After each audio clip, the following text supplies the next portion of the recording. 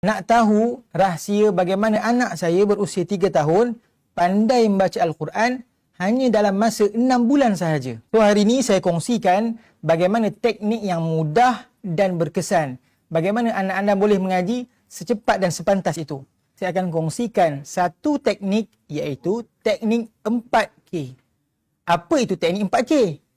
Sebenarnya untuk kita pandai membaca Al-Quran, kita perlu kenal 4 perkara sahaja.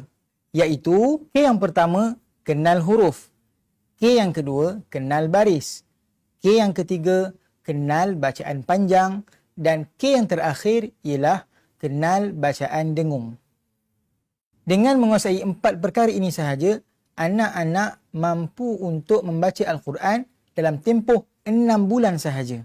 Dan teknik ini saya telah susun dalam buku Easy Muqaddam sebagai alat bantuan belajar atau mengajar 4 perkara yang telah saya sebutkan tadi. Baik, teknik yang pertama ialah kenal huruf. Baik, dalam buku Easy Muqaddam ini, kita dah telah sediakan huruf-huruf yang ada di dalam Al-Quran, iaitu huruf alif sehinggalah huruf ya. Ada 29 kesemuanya huruf. Dan ibu bapa tidak perlu takut untuk mengajar anak-anak, kerana dalam buku ini kita sertakan sekali bagi setiap huruf audio sebutan yang betul bagi setiap huruf. Sebagai contoh, saya tunjukkan.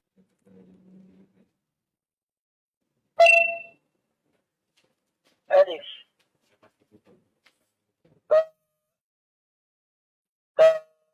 Apabila kita telah selesai mengajar anak-anak setiap huruf daripada alif sampailah ya, bagaimana kita nak pastikan anak-anak kita menguasai huruf-huruf yang telah kita ajar?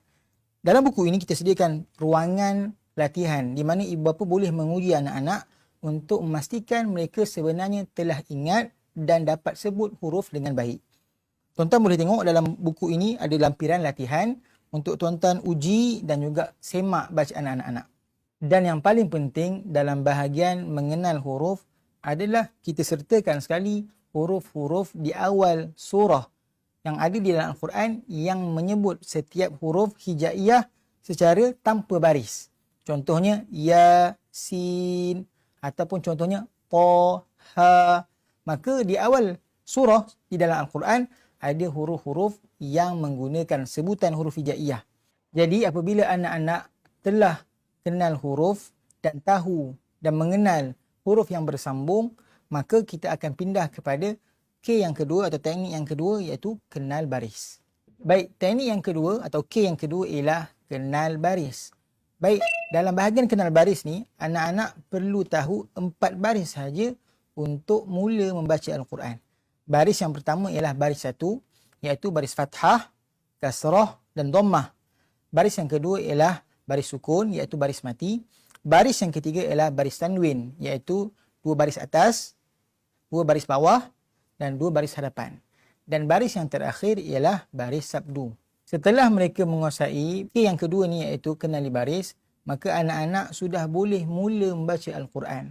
Dan kalau ibu bapa tengok, ya, anak-anak akan mula boleh membaca huruf-huruf atau perkataan-perkataan yang ada di bahagian latihan. Kemudian barulah kita pindahkan mereka ke K yang seterusnya, iaitu K yang ketiga, kenali bacaan panjang. Dalam bacaan panjang, sekurang-kurangnya anak-anak mesti menguasai bacaan panjang 2 harakat. Kenapa mesti menguasai bacaan panjang 2 harakat? Kerana bacaan 2 harakat ni membawa maksud kepada bacaan ataupun perkataan yang ada di dalam Al-Quran. Saya telah terangkan dan saya telah kongsikan dalam buku ini bagaimana untuk mengenal bacaan 2 harakat, 4 harakat, 6 harakat dengan mudah, supaya anak-anak boleh mengenali dan membacanya di dalam Al-Quran. Jadi kalau kita lihat, kita telah mengenali 3K daripada 4K yang telah saya sebutkan tadi. Yang pertamanya ialah kenal huruf, yang keduanya ialah kenal baris, yang ketiganya ialah kenal bacaan panjang. Dan kalau kita tengok perkembangan anak-anak setelah masuk K yang ketiga ini, maka dia telah mula pandai membaca Al-Quran, mengikut hukum-hukum bacaan panjang dan mengenal huruf dengan baik. Sebelum kita pergi kepada teknik yang seterusnya atau teknik yang terakhir, iaitu kenali bacaan dengung. K yang terakhir atau K yang keempat ialah kenal bacaan dengung. Di dalam Al-Quran ada bahagian-bahagian yang perlu ditekankan bacaannya sehinggakan melahirnya bunyi dengung. Apakah itu bunyi dengung? Dengung ialah bunyi yang keluar pada bahagian hidung. di dalam Al-Quran ada dengung yang memang kita sebut sebagai dengung yang wajib untuk kita baca. Antaranya ialah disebut sebagai wajibul gunnah, di mana nun mati bertanda sabdu atau mim mati bertanda sabdu. Dalam buku ini saya telah kongsikan bahagian-bahagian dengung yang lain, tapi sebagai permulaan saya cadangkan agar anak-anak menguasai nun yang bertanda sabdu dan mim yang bertanda sabdu sebagai wajibul gunnah atau wajib dengung. Di dalam buku ini saya telah tunjukkan contoh dan bahagian yang perlu dibaca dengan dengung. Antaranya ialah mim bertanda sabdu dan nun bertanda sabdu, seperti mana yang tuan-tuan boleh tengok dalam muka surat 20, yang mana disediakan sekali audio bagaimana membaca mim dan juga nun yang bertanda sabdu. Untuk pengetahuan tuan-tuan, ini adalah wajibul gunnah yang mana kita perlu tekankan bacaan dengung apabila mim dan nun bertanda sabdu. Saya telah kongsikan 4K ini tadi, yang mana jikalau anak-anak anda mampu menguasai 4K ini tadi, maka dia mampu untuk membaca Al-Quran dengan baik dan lancar. Cuma, kalau anak mampu menguasai 2K yang pertama, iaitu kenal huruf dan kenal baris, mereka sudah memadai, sudah cukup untuk mula membaca Al-Quran. Saya minta tuan-tuan untuk sama-sama share video ini agar lebih ramai lagi mendapat manfaat daripada perkongsian saya pada hari ini.